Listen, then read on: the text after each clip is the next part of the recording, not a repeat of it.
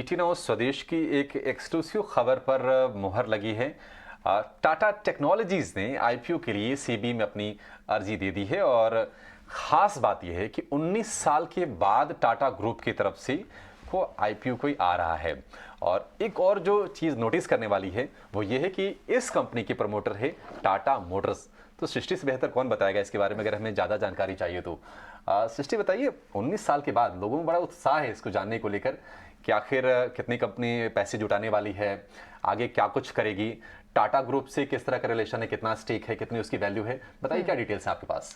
तो देखिए, बहुत अच्छी बात है क्योंकि इन्वेस्टर्स का काफ़ी वेट रहता है कि कब टाटा ग्रुप जो है अपना एक आईपीओ लेकर आएगी। तो ये इंतज़ार ख़त्म होता नज़र आ रहा है 19 साल के बाद, जैसा आप बता रहे थे कि ये आईपीओ आएगा जहाँ पे टाटा टेक्नोलॉजीज़ में टाटा मोटर्स करीब 75% हिस्सेदारी अपनी रखती है। यहाँ पे कंपनी अपना जो ऑफलोड करेगी 8 करोड़ शेयर्स जो हैं टाटा मोटर्स जो है इस पूरे आईपीओ में ऑफलोड करती हुई नज़र आएगी। और इसकी वैल्यूएशन पे हम फिर आएंगे। पहले आपको बता दें कि कंपनी करती क्या है। तो कंपनी बेसिकली 4 सेगमेंट्स में काम करती है, जिसमें टेक्नोलॉजी और ऑटोमोटिव ये 2 सेगमेंट्स है।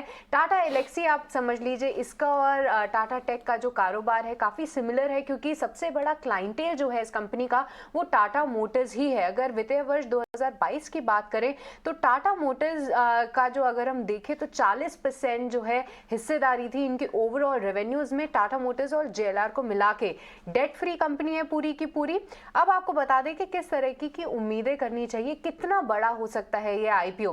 तो अगर पिछले के बायबैक्स के प्राइजेस पे हम जाएं तो जो लास्ट बायबैक प्राइस था उसको एडजस्ट करते हुए बोनस बायबैक को लेकर 198 रुपीज पर शेयर टाटा टेक की वैल्यू आ रही है। पर ओवर द इयर्स हमने देखा है कि कंपनी की वित्तीय स्थिति में भी काफी सुधार देखने को मिला है, तो वैल्यूएशंस अब बढ़ सकती हैं ऐसा एनालिस्ट मान रहे हैं। पर पिछले बायबैक का प्राइस जैसा मैंने बताया 198 रुपीज पर शेयर का लेंगे तो यहाँ पे टाटा मोटर्स जो कि 8 करोड़ शेयर्स अपने ऑफलोड कर रही है, तो हो सकता है कि 1600 करोड़ के आसपास टाटा मोटर्स के पास आए। और टाटा मोटर्स ही क्योंकि सबसे बड़ी हिस्सेदारी इसमें रखती है तो वही सबसे ज्यादा स्टेक अपना ऑफलोड करती हुई नजर आ रही है।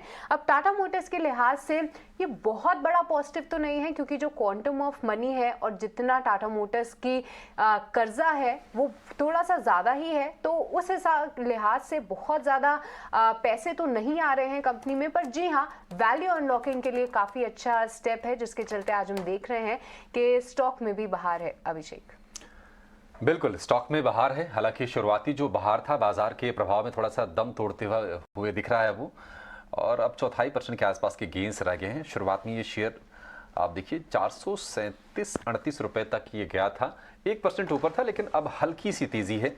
लेकिन अभी भी जो चढ़ने वाले जो शेयरों की लिस्ट है निफ्टी की उसमें ये कायम है 5वें नंबर पर ही सही।